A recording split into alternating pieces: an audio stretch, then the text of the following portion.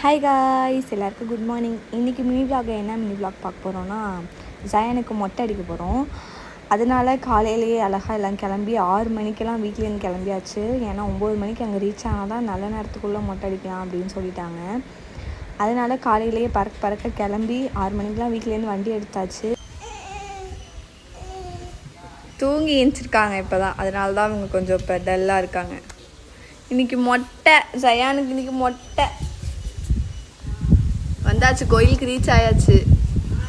சாமியெல்லாம் கும்பிட்டு மொட்டை அடிக்க ஸ்டார்ட் பண்ணியாச்சு. அவங்கள 4 பக்கமும் 4 பேர் பிடிக்க அவங்க அவங்கள ஏதோ பண்ணுறோம் அப்படின்னு நினச்சிட்டு சரியான அழுதுகிட்டே தான் இருந்தாங்க. சரி, அவங்க சமாதானப்படுத்துகிறான்னு சொல்லிட்டு நான் சமாதானப்படுத்துகிறேன் அவளை, அவங்க அப்பா சமாதானப்படுத்துகிறாங்க, சமாதானமாகலை. எல்லாருமே சமாதானப்படுத்தாங்க. ஒரு பொம்மை கூட வாங்கிட்டு போனோம். சரி, இதை காமிச்சா விளையாட்டு காமிக்கலான்னு அவங்க அதை ஒரு பொருட்டாகவே எடுத்துக்கல.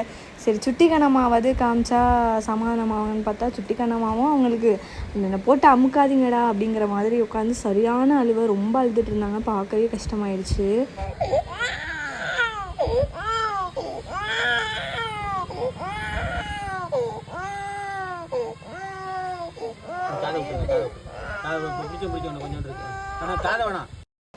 ஃபைனலி மொட்டை அடித்து முடித்தாச்சு. ஜயான் அழுகைக்கு ஒரு எண்டு கிடச்சிருச்சு. ரொம்ப அழுதுட்டாங்க. பார்க்கவே கஷ்டமாக இருந்துச்சு.